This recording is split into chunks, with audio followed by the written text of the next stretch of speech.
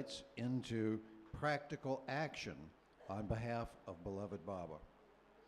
Daniel has spent his professional life as a consultant who helps organizations achieve strategic change, which is easy to say, but it involves a lot of work, deep dives into the structure and goals of organizations and companies. So he's provided this valuable service to companies. He's also provided that service to many Baba organizations, including the Mayor Baba Trust, the Mayor Center in Myrtle Beach, Avatar's Abode in Australia, and others. Here in India, he did the important work of helping to create the master plan for the trust estate. Daniel is currently president of the Avatar Mayor Baba Heartland Center in Prague, Oklahoma, where the site of Baba's accident in 1952, where he shed his blood on American soil. That's a topic that is near to my heart because in 2002, my wife Ann and I helped organize the 50th anniversary commemoration of that accident in Prague, Oklahoma. Today, Daniel is going to describe the accident and talk about the work of the Heartland Center and its vision for the future. So please join me in giving a warm welcome to Daniel Stone. Thank you, Chris. Thank you all. Welcome here. It's a pleasure to be with you all here at Mehrabad especially, where Baba's just kind of giving out the bounty of his love every day. And I'm also very happy to be sharing with you about the Heartland Center. How many of you have heard of the Heartland Center before? So really maybe about half of you. So some of this really will be quite new information. And then I'll be presenting actually some very up-to-date information about what's going on with the Heartland Center. I'm going to be sharing with you, let me first of all say at the beginning that this accident in 1952 was the first of two serious automobile accidents that Mayor Baba had, one in 1952 in Prague, Oklahoma, and one outside Satara, India in 1956. So, sorry? Is it loud? Can you hear me? Okay. They want it louder. Let's try it again. How's this? Is that better? Is that good enough? Good enough or better? It's good. Okay. All right. So today I'm going to really just focus on the accident in 1952. There's a lot to be said about both accidents, but this one really has, I think, a very unique importance to it. Baba said about this accident that it would be of great benefit to the whole world. And he also described this accident as his crucifixion. And he called it the greatest of my sufferings, is what he said about it. So I'm going to share with you during this presentation an excerpt from a film called The Greatest of My Sufferings that was created by the Heartland Center in Oklahoma. It's an hour-long film. You can watch the whole film on your own. There's links to the film on our website, and I can give you, if you want a card about that, I've got cards about that to give you the website so you can have access to it. You can see, I'm only going to show you about 20 minutes of that film about the accident. And then I'm also going to talk to you a little bit about what I feel is the significance of the accident. And I will be giving my own impressions about that, my own understanding, which Baba did say, by the way, we were free to interpret him as long as we acknowledged that it was our own interpretation. But I think it's important to try to understand what was this accident really all about, and what does it portend about the future. The last part of the presentation, I want to talk with you about the Heartland Center itself. So many of you have not been there. I hope every single one of you finds the opportunity to visit it, because it is a very important pilgrimage site in the Western world. In fact, I would say it's perhaps the second or third most important pilgrimage site in the Western world associated with Meher Baba. That's my own view of it. But I'm going to talk with you about what the Heartland Center is, and then more importantly, what is the work of the Heartland Center at this point in time, because we're at a major, we have a major opportunity potentially facing us, and we really want the world to know about that. So that's what we're going to be doing. I want to first of all start out by talking about the 1952 accident, and I put the word accident here in quotation marks because really by a true definition of the word accident, this was no accident. And so I want to talk about that. And I want to tell a little bit of a story that sort of sets the context for the film. Because Baba really foretold this accident. One way that he foretold it was he did say, and very early on, I think in the early 1930s, that he would have to shed his blood on American soil. He said that. Then in 1932, Elizabeth Patterson, who was the founder of the Maher Spiritual Center in Myrtle Beach, when she was first meeting Mayor Baba, she met him in a place called Harmon-on-Hudson, which is outside New York City. And she was there meeting Baba along with Norina Machiavelli, a number of other people who were meeting Baba for the first time. And she was taking a little walk in the meadow with Baba. And as she walked in the meadow, Baba said through his interpreter, because of course he was silent at the time, Baba said to Elizabeth, "Would you like to pick some flowers?" And Elizabeth said, "No, I just want to be with you, Baba."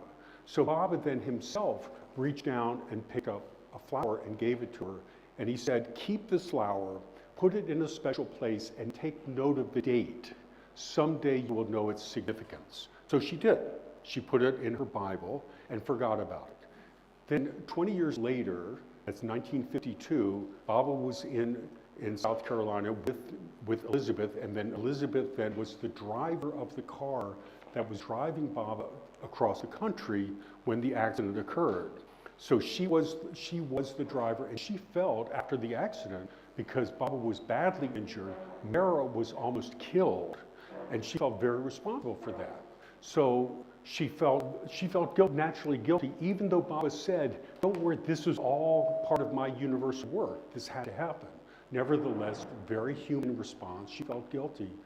But several years later, she was back in Myrtle Beach at her home at the Maher Center, and she was going through some trunks from her time in India, and she opened one of the trunks, and she pulled out of the trunk this Bible you see right here. And you see the little flower there? And then if you look at here, you see here, it's hard to read here, but it says Baba, May 24th, 1932. 20 years to the day before the accident. And Elizabeth knew that was Baba's way of reassuring her that yes, back on May 24th, 1932 at Harmon-on-Hudson, he was telling her that this accident was going to happen and she should feel no sense of personal responsibility or guilt about having been the driver for it. So all of that is a way of, again, of setting the stage for what this accident was, this quote accident was really about, because Baba did foretell the accident. It was part of his universal work. And right now, what I'm going to share with you is an excerpt from this film, The Greatest of My Sufferings. And this film has a lot of great information in it about a great deal more context that led up to the accident. I'm not going to go over all the context. You can do that for yourself. But the portion I'm going to show you is just about the accident itself, about what happened on the drive from Myrtle Beach, where they originated, that was going cross-country to California, and then met with the accident in Prague, Oklahoma. That's what we'll do, and then after that, then I'll talk to you a little bit about the significance of the accident. So I'm going to show you right now this excerpt from the film. Just give me a moment to transition.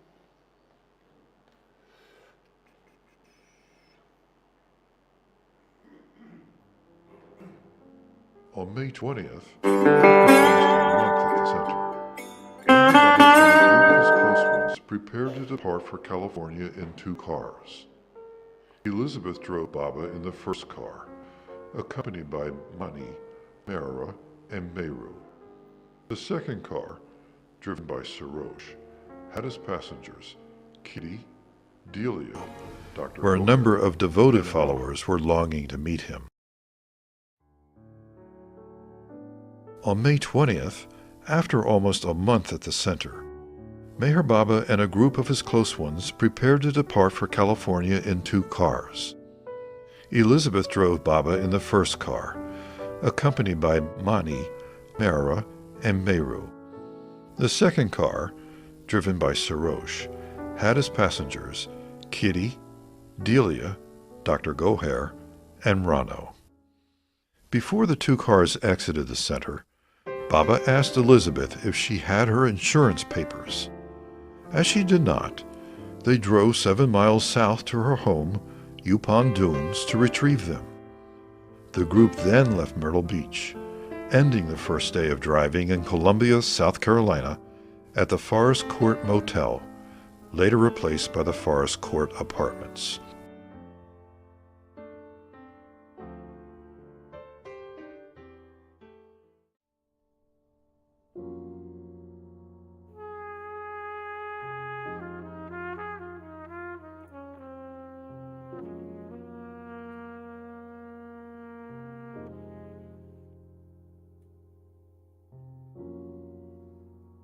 The next morning, the party left Columbia, making a sightseeing stop at Caesar's Head State Park in the Blue Ridge Mountains. That night, they lodged at the Moreland Heights Motel in Murphy, North Carolina. Their rooms included a kitchenette, where they prepared a light supper and tea. Baba slept well, and the next morning he was in a good mood.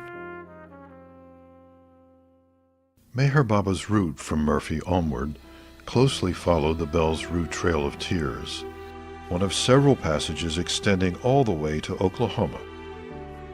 The epithet Trail of Tears was given to the infamous, fundamentally inhumane relocations of approximately 60,000 American Indians imposed by the United States government between 1830 and 1850.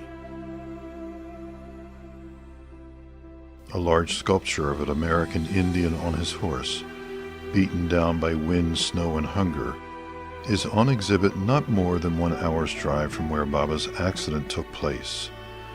Entitled The End of the Trail, it honors the suffering endured by the various tribes on their enforced Trail of Tears. The first models for this sculpture were created in 1894, and the final version was installed in the National Cowboy and Western Heritage Museum in 1969.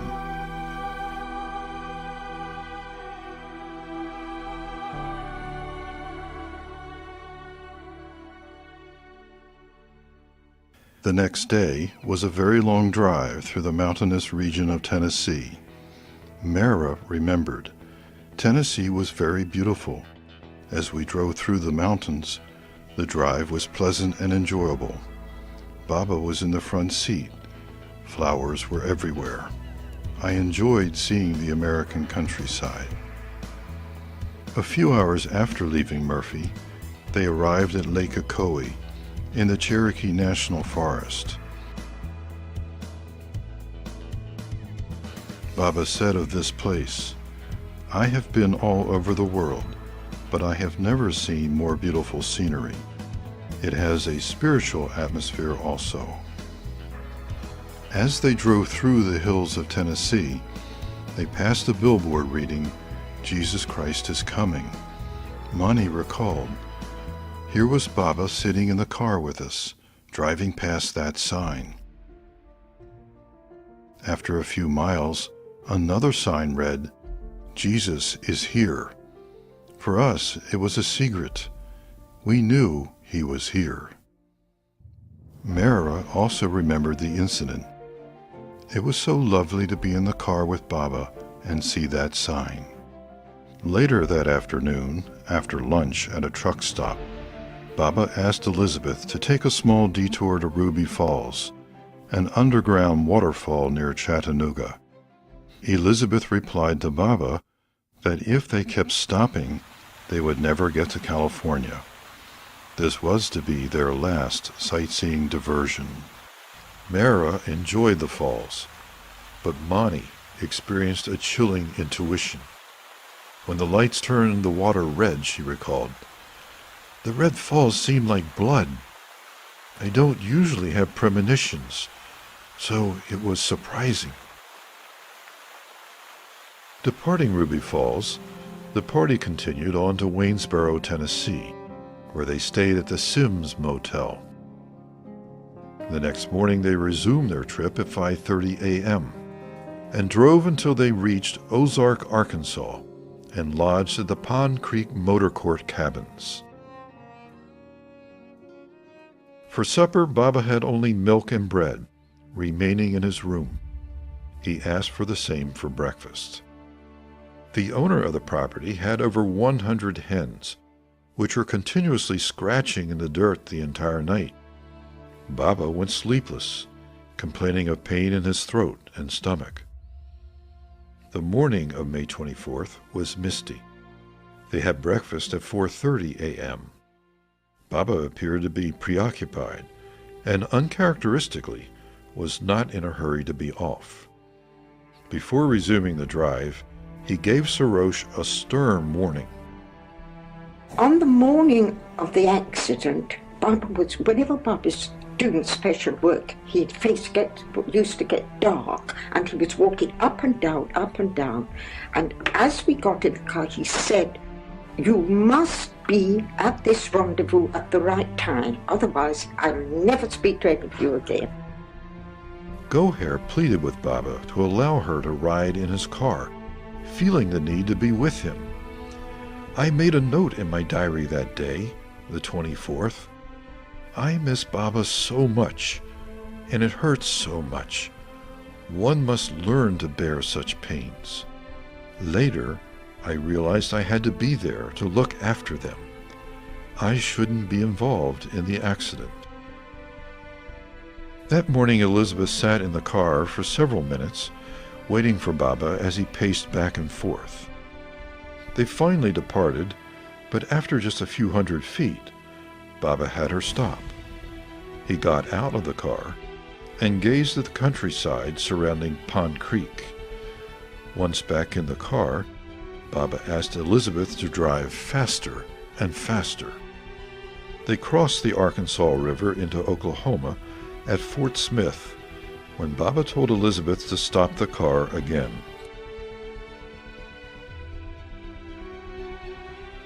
He got out and again paced up and down the highway for several minutes.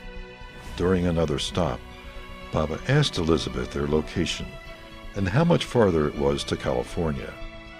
After consulting the map, Elizabeth informed him, "It looks to me that we are about midway across the continent." Meanwhile, Sarosh had been unable to keep up with Baba's car, intermittently losing sight of it, and no wonder, as Baba kept imploring Elizabeth to drive faster. At one point, Elizabeth said, "But Baba, I'm hitting 90. "Go faster," was his response.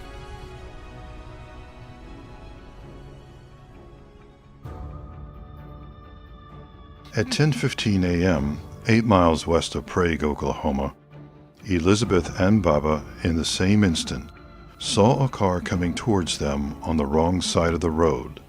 Baba pointed to the car just before impact. Elizabeth described the calamity.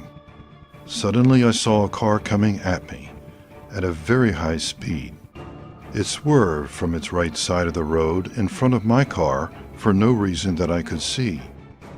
I put on my brakes with all force and gave the other car as much room as possible and kept my car as far to the right-hand side of the road as I could without going into the ditch. My car was hit very badly on the left front by the other car." Baba and Mara were thrown out of the car on impact. Elizabeth was unconscious, pinned behind the steering wheel with broken ribs. Meru was also rendered briefly unconscious and suffered a broken hand and arm, as well as deep cuts on her face from Elizabeth's shattered eyeglasses. Mani suffered severe whiplash that plagued her for years afterwards, but only minor injuries otherwise. When Meru regained consciousness, she saw Baba and Mara lying on the ground near the car in the mud. We were actually a bit late for the rendezvous, and Sarosh was getting terribly uneasy, and then suddenly I heard him say, "Oh my God, what's that?" And I didn't take it in at the start, but on the bank we saw Baba lying and Mehra and Marnie, and we jumped up. There were a crowd there already, and Baba was quite injured. We didn't know how badly then, and so was Mehra. And Elizabeth was in the car leaning over the, what do you call the steering wheel. So I had a little pillow, and I put that at the back of Baba's head, and that got his blood on it. And that I presented to the center, because Baba had said that after it, his blood had to be shed on American soil. And also, it happened right in the heart of America.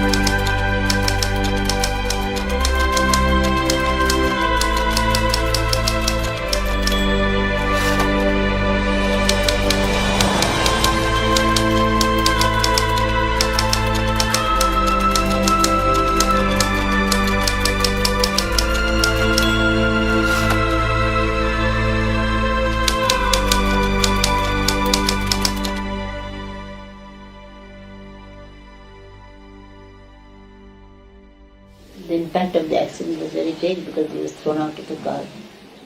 You know? And I was also thrown out of the car. We both.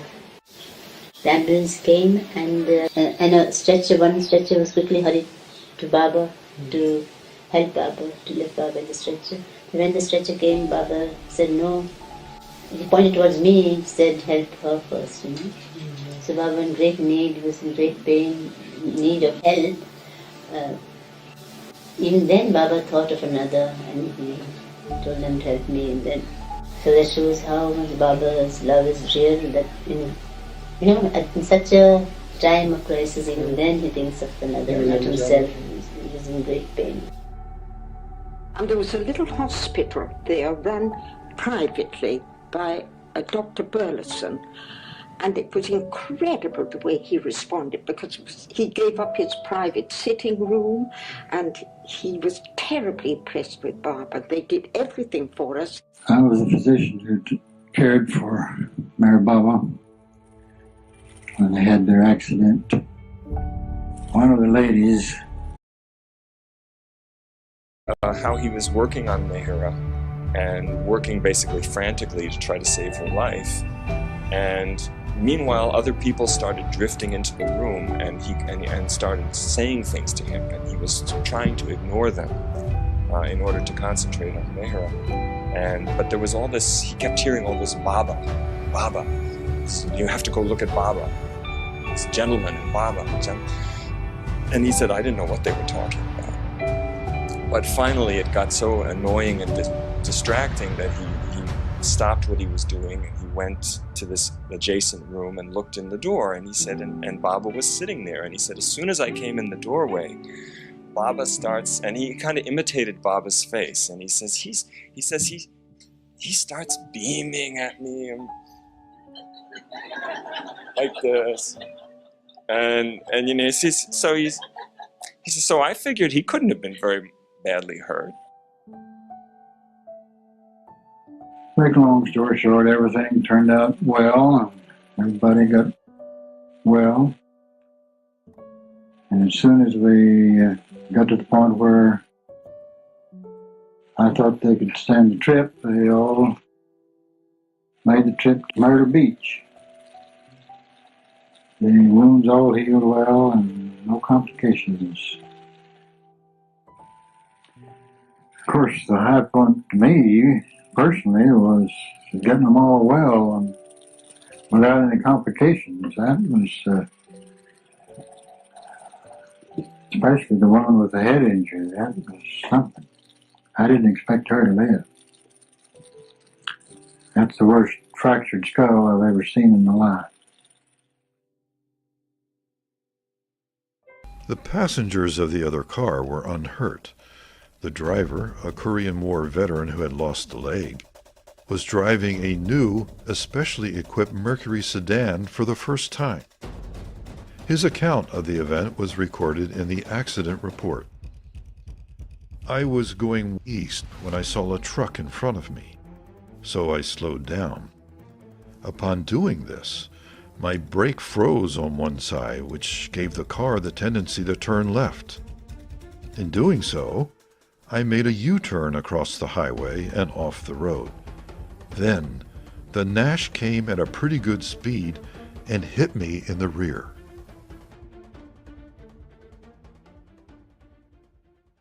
After the accident, Baba called for several of his lovers to come to Prague for additional assistance. These included Margaret Krask, Murshida Ividus, and her daughter Charmian, as well as the men disciples who had gone on ahead to Marymount. When Margaret Krask arrived at the hospital, Baba asked her if it was possible to exercise the muscles on his right side without moving the bone structure. She assured him that she could help, having studied the exact technique necessary to meet Baba's request. Margaret worked on Baba's muscles 3 times a day. As Ivy and Charmian entered Baba's room, he held Ivy's hand and spelled out on the board, "You must understand that this was God's will, and it will result in benefit to the whole world."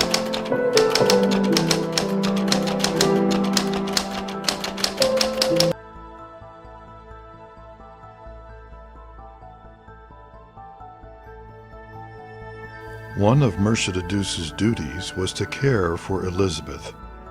Elizabeth was in great distress due to numerous fractures, 2 broken arms, a broken collarbone, and several broken ribs. The collarbone fracture had come close to severing her jugular vein. Heat lamp treatments necessary for her injured shoulder, compounded by the cast she was wearing, left her uncomfortably hot.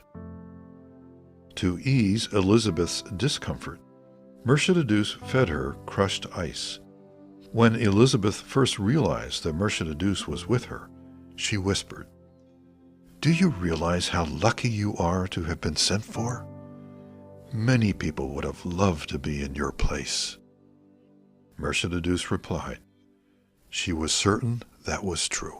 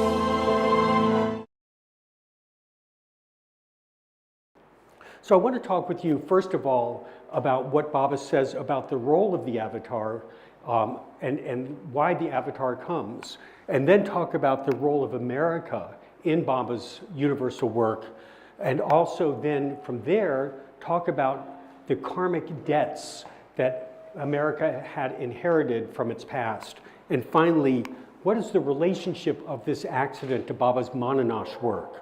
So let's start with the role of the avatar, and I'm going to do this very briefly. But Baba said that the avatar comes to take upon the suffering of the world. He said the avatar does not come to take on the karma of the world. He said he comes to take on the suffering of the world. Now, Baba said that it's only through experiencing suffering that there's growth, that growth is possible. But Baba said that the amount of suffering that the amount of karma that humanity has created up to that point in time was so great that if humanity had to bear the suffering associated with that karma, Baba said it would crush humanity. And again, that's why the avatar comes, is to help shoulder a portion of that suffering so humanity can bear the rest and therefore continue to evolve. Baba said that is why the avatar comes. So then the next question is, why did it have to happen in America?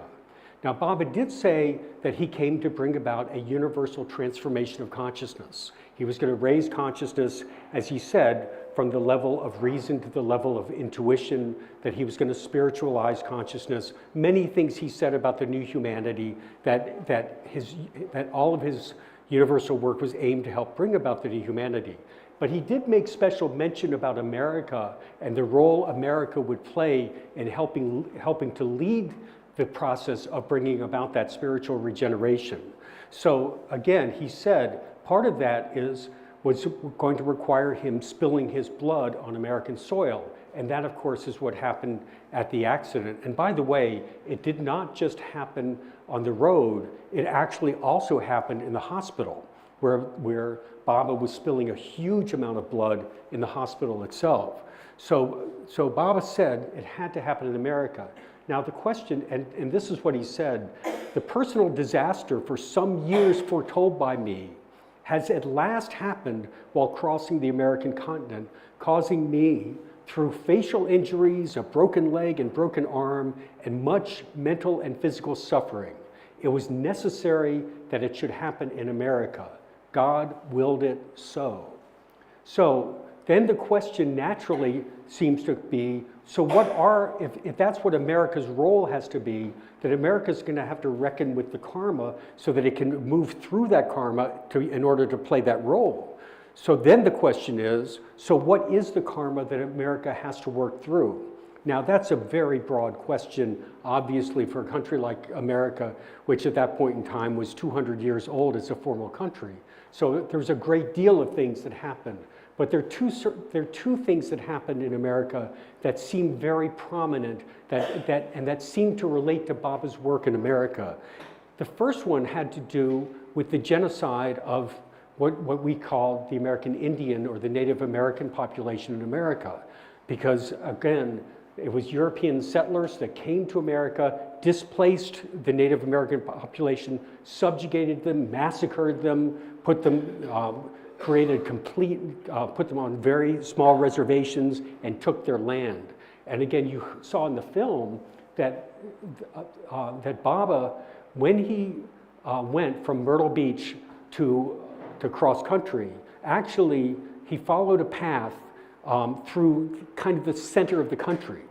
He was actually given by, I believe it was Terry Deuce, Ivy Deuce's husband. Terry Deuce charted a path that actually would have taken him to California following a southern route. And Baba looked at it and he said, no, that's not how we're going to do it. And he himself said, this is the route we're going to follow. And he charted the route that went through South Carolina, North Carolina, Tennessee, Arkansas, and then to Oklahoma.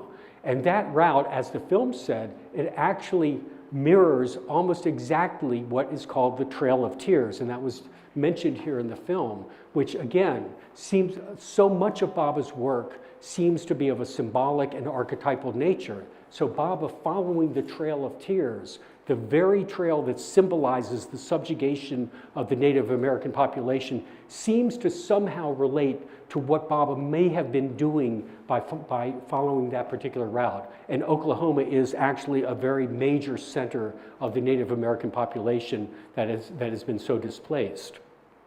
So that's one part of the karmic debt earned by America that relates to Baba's own work.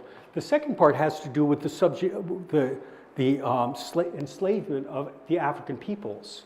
And it's interesting to note, South Carolina is where Baba had his center created. South Carolina had more slaves came through South Carolina than any other place in the United States. And the percentage of people who were enslaved in South Carolina was even greater than the number of non-slave people, free people like that. So it really was a center for slavery. And when Baba went there to visit there, it's interesting to note, first of all, as he was traveling through South Carolina, every time that he was traveling, by car or what have you, and needed to make a stop at the restroom, in South Carolina at that time, there was still segregation. They were still segregating, people of color from white people. And so Baba would use all of the facilities for what were called colored people, that he did not use the white people facilities during that time. Then, when Baba inaugurated the Mayor Spiritual Center in Myrtle Beach in 1952, he had a day that was open to the public. So all the public was invited there, including a number of African American people that came in there to meet Baba. They assembled in what's called the barn, which is a large assembly place that Elizabeth created for having large groups there to meet with Baba. And so people would come in there one by one to meet Baba during the public day. Every time an African American person came in to meet Baba, Baba stood up and shook their hands. So again, at a symbolic archetypal level, one can suspect that Baba was doing something there symbolically to sort of shift the dynamic about the oppression that the African American people had experienced there and continue to experience to that day and even continue to this day. So those are, again, two examples that seem to many of us to be related to what some of the karmic debts were that America had to come to terms with that Baba seemed to be addressing by having this accident in America. Now, the other part of the significance that I'd like to talk about very briefly is something that started to occur to me the more I started thinking about this accident.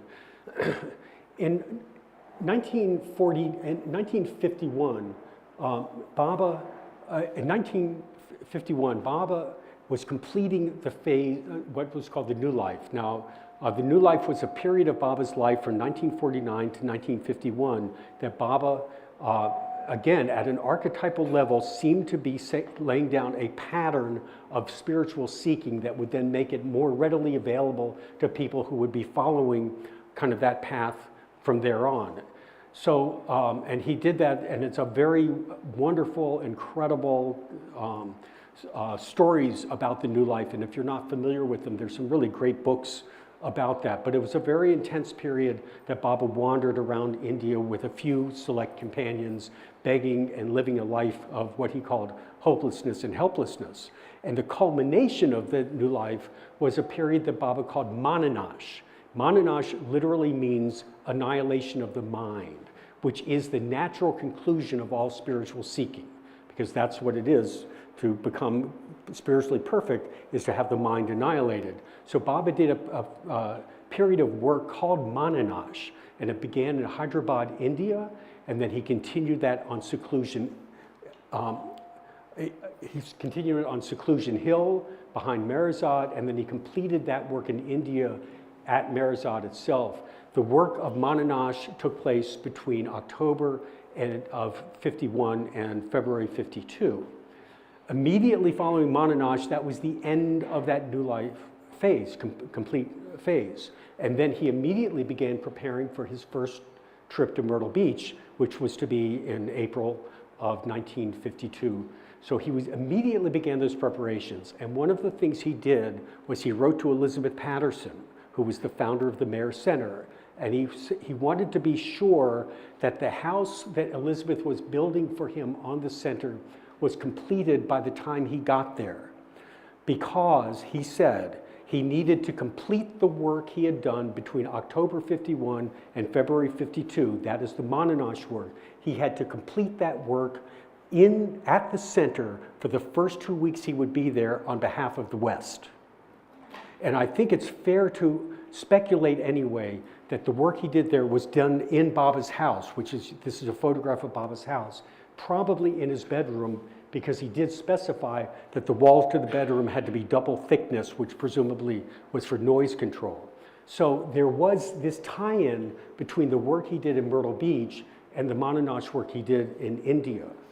Then, shortly thereafter, he gets, they go in the car, they travel as if they're going to California, and they come to Prague where the accident occurs.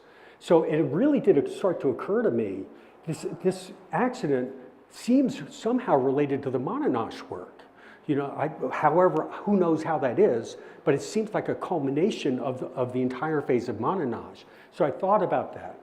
Now, some months ago, we created a new film, and it's on our website called Tangible Link to the Eternal. And again, I encourage you to watch that film. But in it, I was thinking we should say something about the relationship of Monash work, but I didn't know quite what to say. But the director of the film, Greg Butler, he actually had a video clip of Erich speaking about this. And this is what Erich said, is he said, when Baba went to the West, to the United States of America, he met with the accident right in the heart of the continent. And there, the complicated free life began. That was the end of Monash. So there is a very direct tie-in of this accident to Monash, just to say. So again, these are all things, this is just connecting dots to try to understand what really was this accident all about and what was the significance of it. Okay, so I'm now going to shift gears with you and spend the remainder of my time talking about the Heartland Center, because the Heartland Center is a center in Prague, Oklahoma that was established in 2002 in order to provide access for pilgrims and Baba lovers primarily to be able to come to Prague to actually experience Baba's presence at these sacred sites associated with the accident. And that includes the place where the accident actually happened, and it includes the hospital where Baba, Mara, Meru, and Elizabeth were all treated. Now, it's interesting to note that in 1931, Baba said that there would eventually be 5 centers in America dedicated to him. And then in the 1940s, he went farther with that. He said one of them would be on virgin land with a lake on it by the ocean. One would be in a mountain, one would be in the desert, one would be in a large city, and one would be in the very center of the country. Well, it seems absolutely obvious that the Heartland Center is the center Baba was referring to as the center that would eventually be established for him right in the middle of the country. So the Heartland Center is composed of two houses right now. This is a house that is immediately adjacent to the hospital where Baba was treated. And it actually belonged to the doctor, Dr. Burleson, and his family, and that's where he was raised. The house here is immediately next to it. It's called the Morrison House. It was owned by a friend of Dr. Burleson, Speedy Morrison. And they are both now, have been completely renovated. They're beautiful houses, and they're available for retreats and pilgrimage for people to come there. And any of you who are interested in coming, you can come there. It's a beautiful place to stay. It's comfortable. You can have your food there. But most important, it's just steps away from the hospital. And you can go, to the, you can go, first of all, this is the actual site here of where the accident occurred. The accident occurred on public land. So we'll never be able to own that property. We are actually interested in purchasing property adjacent to that site on either side of the road, and we're currently actually exploring some options around that. And then the other sacred site there is the hospital, and I'll get into that in a moment. This is what Bal Kachuri had to say. He said about the Heartland Center, because it was established when he was and he was aware of it. He said, Baba is there suffering for the whole world, and therefore Heartland, meaning the Heartland Center, will become everybody's heart. It will be utilized for his cause.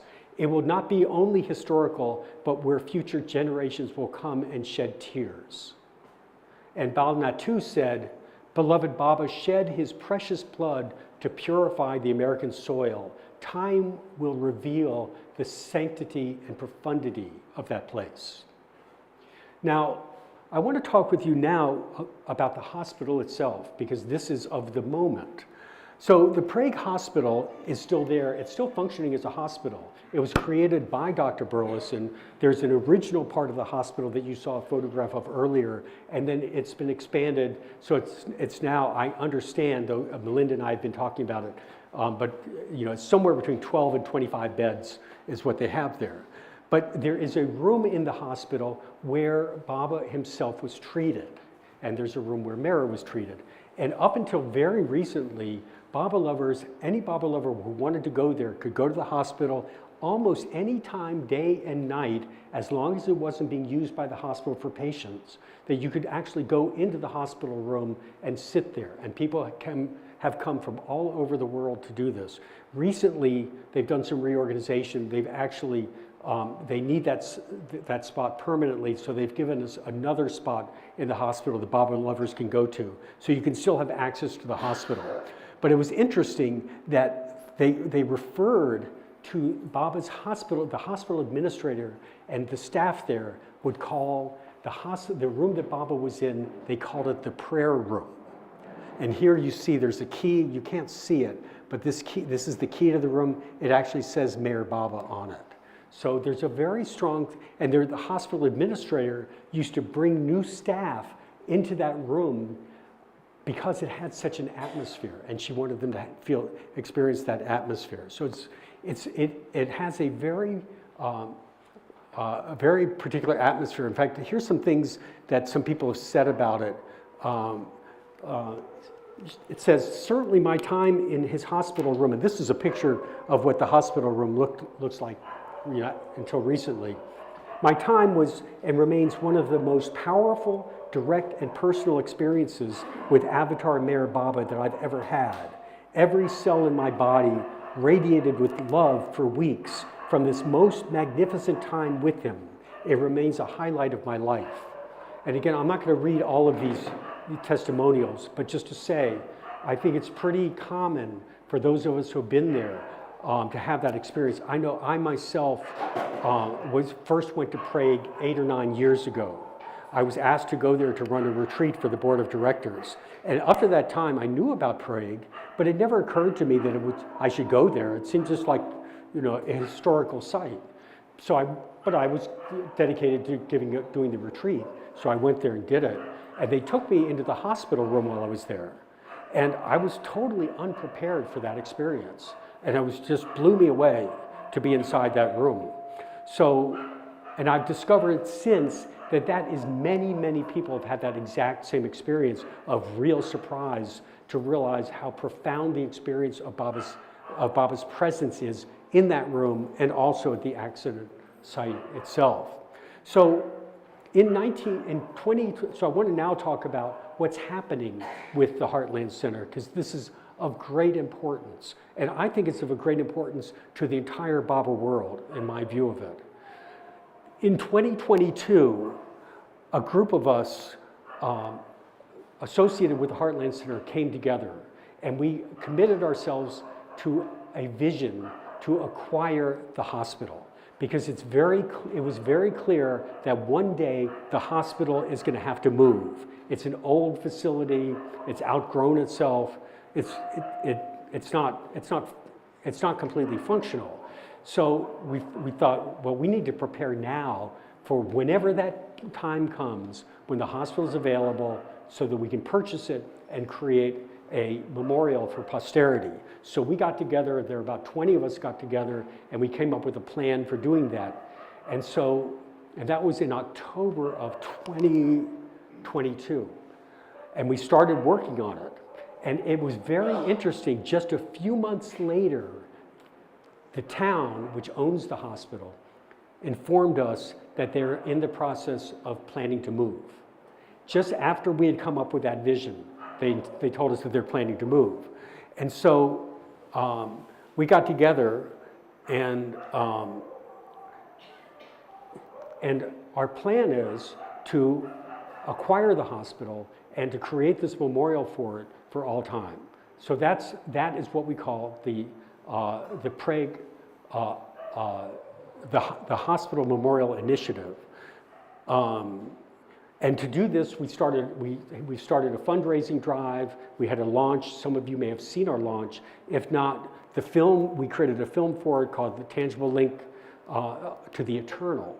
And that, again, is on our website. You can see that film if you're interested in it. Now, the accident site, as I said, is on public land.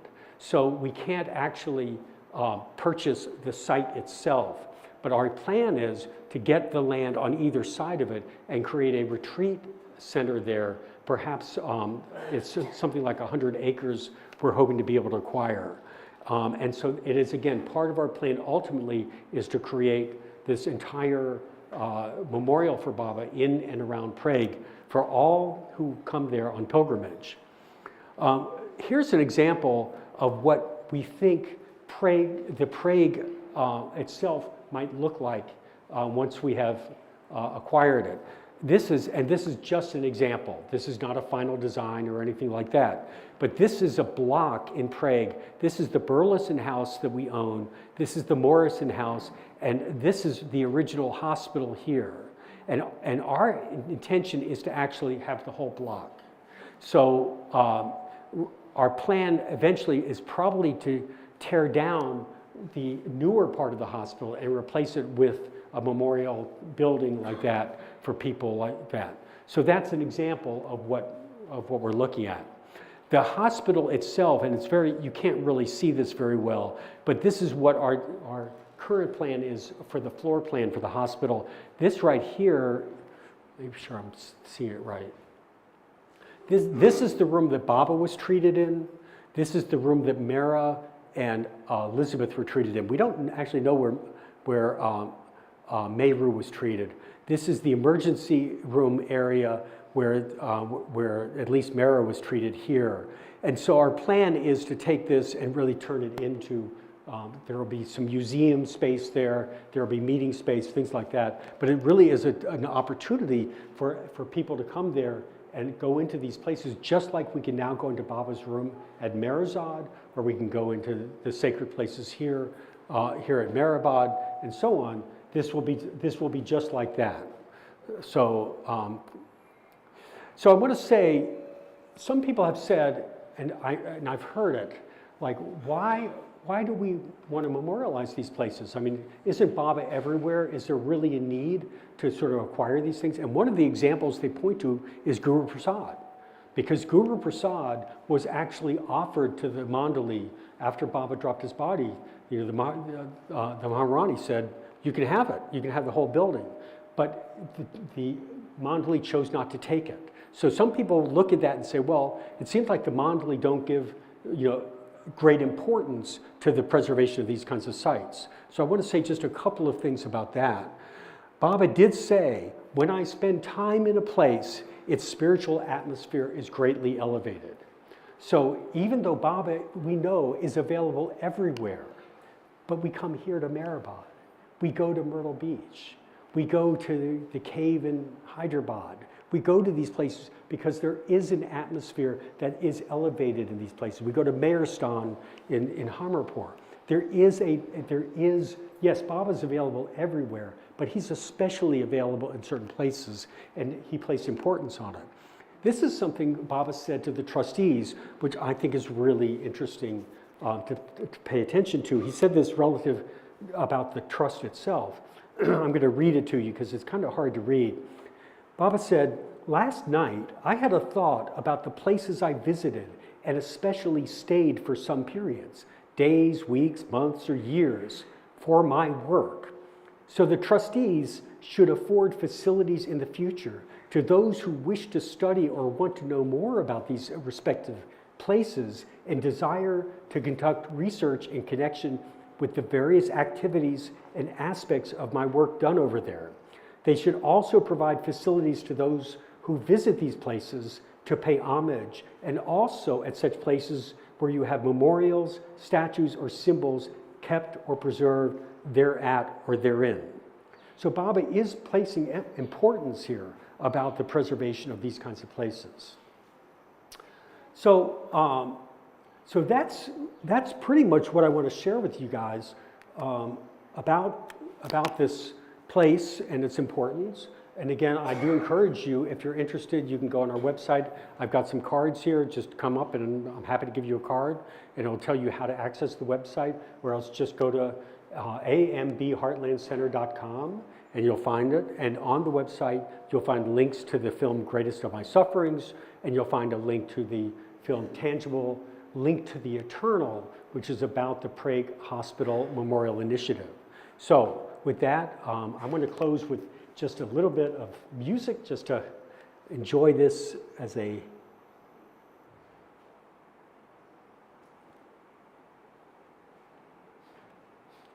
I think there's music. There's no music. All right, so be it. All right, thank you very much for coming. Jai Baba.